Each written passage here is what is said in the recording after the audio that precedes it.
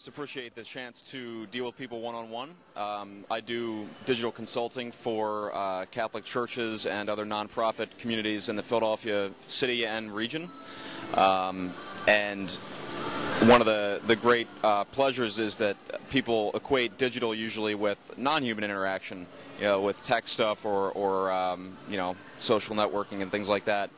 But it's really about developing relationships, and so being able to explain to people that it's really just about people talking to each other is a very important thing. It's about being able to sort of help reshape people's expectations about what technology can do for them. Yeah.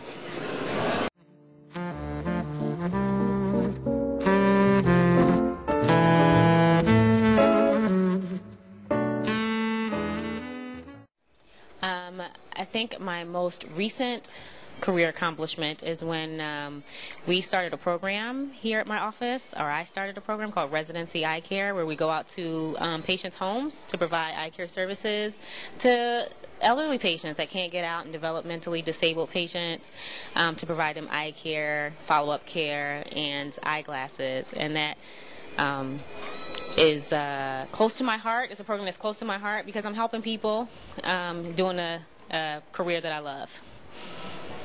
Absolutely. Looking over my career to date, I am a recent college graduate. I have been graduated, for just over 6 months now, I guess I would say.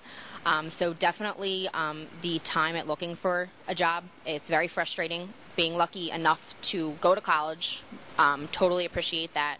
Never take it for granted. I learned a lot. I learned a lot along the way of being unemployed. It's very difficult, not fun at all. A lot goes with that. There's a lot of stereotypes. I've learned a lot about that. Being grateful for this job that I have now. I've learned a lot how to relate to other people in situations that they're in. So I'm absolutely grateful for that, definitely.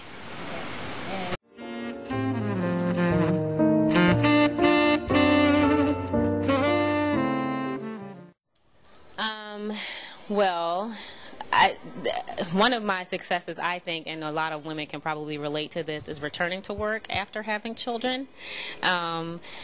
It's really hard, and you wanna leave your job in a good place, especially if you're an independent contractor like myself, so that you have a job to return to when you're ready to go back to work. But it's very difficult, leaving your children in someone else's care, and taking on now a dual role of being both a mom and a working individual. And I was just recently on a cable show in Princeton, New Jersey, called the Dr. Joy Show. It's a prescription for wellness, and that was a personal success. That was my second television interview, and now this is my third. Getting a job. Okay. Getting a job, meeting new people, absolutely. Learning the workforce, the whole experience of having to be a big girl, I guess to say.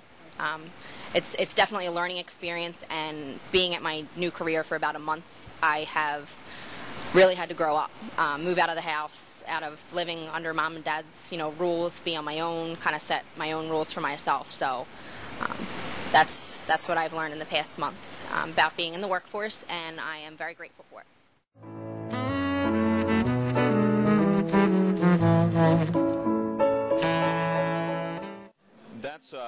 That's tremendously important. If I didn't have a good relationship with the people I had to work with, and specifically with the projects I was working on, I would have a really difficult time doing my job effectively. So one example, I guess, would be in helping people communicate mobily, and the idea that they can, for instance, one of the projects has been to help pastors and priests communicate about the ministry work they already do in their communities, and so helping them use, for instance, their iPhones or Androids to be able to record video reflections and segments on that to share with their people and to promote the ministry activities they do.